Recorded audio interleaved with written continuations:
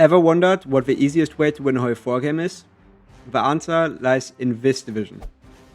If you wonder why this division alone can win you 99% of your MP games, stay tuned, because today we'll discuss the entire HOI4 Infantry meta. First of all, it's important to note that for any offensive infantry template, including this one, you would want to go mass assault right side, due to it granting higher HP, more recovery rate, more reinforce rate, and most importantly, a huge infantry battalion with combat width reduction. The overall offensive infantry strategy is to just aggressively battle plan your enemy on a large front, making them run out of equipment, organization, and manpower before you do. This is the only real viable way of using offensive infantry, due to infantry only giving great stats for its production cost, but not per combat width. That essentially means that infantry is only good on large fronts. With that being said, let's now analyze the template shown previously one by one so you understand what makes it so broken. Infantry battalions on mass assault right side deliver great soft attack per combat width, while also being high HP and while enabling you to maintain good organization. Making it as large as possible not only enables us extra HP, which means that we will take overwhelmingly less losses, but also means we have higher breakthrough and defense, making it harder for the enemy to crit us.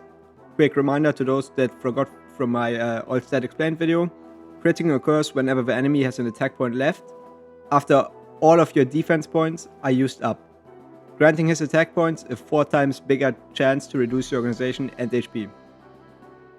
If you play in a high IC scenario, you could potentially upgrade this by adding an armor meme heavy tank battalion, as long as the rules allow it. If necessary, you can also add line AT to pierce the enemy tanks, although I would only do that if the enemy has tanks on virtually all frontline tiles. Because again, our strategy is not about breaking their tanks, it's about bashing into their infantry until they run out of equipment and manpower. For the support companies, there are a bit more choices and variety. Let's first go over the no-brainers. You virtually always want field hospitals, again HP is king, and field hospitals give a 10% HP buff to your infantry, while also reducing your manpower and experience losses. Logistic companies are the second no-brainer. They are a necessity since this strategy allows you to pump out a bunch of units, typically more than your frontline can supply, even with logistic companies already in your units. Therefore, to get large enough parts of your army to the front, you will need them. A and AT are both a must-have if your enemy either has green air or tanks. I've seen a lot of people on YouTube hate on support AT, but partial piercing is very real and it's very important when playing MP. In SP, it's somewhat negligible, but it can still matter. In this template, I added support RT because it is a very cheap way to get a lot of soft attack, but this can easily be replaced if you just feel like it. If you want to mix it up a bit, you can replace it with a lot of other battalions. Great alternatives for the 3 interchangeable support companies are signals for higher reinforce rate and, more importantly, better coordination, which is actually a very important and often very overlooked stat. Military police, mainly for the extra recovery rate, engineers for added breakthrough on the offense, or even rocket artillery if you have advanced deep enough into the tech tree. This strategy is extremely potent since almost all MP players underestimate how much frontline infantry and guns you really need. Against the AI, it also obviously works because the AI has no idea on how to design divisions. I have had multiple people in my comments tell me already that this strategy worked out well for them in MP after I mentioned it, and I have also made my own experiences with and against it. By far the best country to execute this with is the Soviet Union, due to your large manpower and due to the nature of your front lines being very large. But it can work on any somewhat big country. Matter of fact, with this strategy I won Tommy K's $3,000 great game as the US. If you want to execute this, you need to trust in the process. You will most likely see a bunch of red bubbles early on, but you just have to keep up the battle plan. It's about production and manpower, not about combat results. Defensive infantry usually exists just to rotate out enough time for your tanks or other offensive divisions to break through the front line. As such, it requires a lot more organization than the offensive infantry and a lot less HP than it. Therefore, your defensive infantry should be 16 with, regardless of what doctrine you are on. because lower width means more organization per combat width, and with that, more organization per battle. Also, 16 widths fit well into just all tiles and have somewhat decent HP, because once you go below 10 width, your losses just become absurd, and I really mean it, so you don't want to do that. The best doctrine here again is Mass Assault right side, but since I realize most of you don't enjoy playing HOI4 like EXO with better graphics and typically don't play in scripted MP games where every player just follows the spreadsheet, I'll just give some tips on how to properly design defensive infantry on other doctrines as well. First of all, let's look at the support companies. On our 16 widths, it's a lot less punishing to leave support company slots empty, since that actually creates a big shift in organization. Either way, you'll need AA and AT on your divisions if your enemy has either air or tanks. Although if you lack the IC, it can be fine to skip out on AT as well, since you won't pierce your enemy either way if he does an armor meme tank. And often you're just better off putting that IC into other things.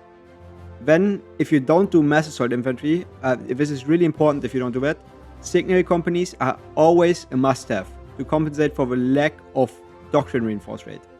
If you don't put signals into your 16 widths or your defensive infantry, if you're not mass assault, you will just get reinforced memed on every tile. You really need to avoid that. Signals are also good on mass assault infantry though, especially as you reach late game and just have more IC. For example, on D-Day infantry from the allies and from the Axis for that, it's a nice have on both sides. Logistic companies on 16 widths are necessary on most fronts, but if you play on a front with enough supply, you can just skip this. You'll just have to consider whatever situation you're in. Some other nice additions include engineers for their nice defensive terrain modifiers, artillery in the case you fight against special forces. This is arguably even a must-have in Asia if Japan does a special force build, and this is probably also a must-have for all of the single-player kings among you, since AI just tends to have a lot more softness in their divisions, making things like AT or AA a bit less important, even though AA still matters a lot, but AT and heart attack in general is not that important, just making artillery, support artillery, and even support rocket artillery very good. On defensive infantry, there's another very important but also very hard mechanic that you actually have to learn, and it is crucial to last stand micro. You do this properly by always having a general with a 2-width prepared. The 2-width can just be in your capital or who knows where. And then once you see an important tile being clicked, before you can reinforce it, then you have to click into the battle, take a unit, put it into the other general, hit last stand, and then put it back into its original general. Like this, the last stand still applies. And this is extremely important because, you know, you can just get out a lot of time and make sure that you don't get reinforced memed on important tiles like LL main, on bottlenecks even. But, you know, it can be very hard to master on single player. I just advise you to just pause for this. But in multiplayer, you will probably have to do it a few times until you get used to it. On the defensive, you also have the ability to pull some of the best tactics in the game. If you go mobile warfare, you can choose backhand blow, which is the 3rd best defensive tactic in the game. On Mass Assault, you can choose Guerrilla Warfare, which is the 2nd best defensive tactic in the game. And on Superior Firepower, you can choose Tactical Withdrawal, which is the best defensive tactic in the game, due to it dragging you into an overpowered combat phase, which strongly favors the defender. You can select whatever tactic you have as your preferred tactic within your Officer Corps, and if you have a General and a Field Marshal on level 6, you can select a preferred tactic within each of them as well. All of these modifiers stack, so you can, if everything applies, you have a level 6 General, Field Marshal, and you pick it in your Officer Corps, you can have a really high chance to pull each of these tactics, which really makes a big difference.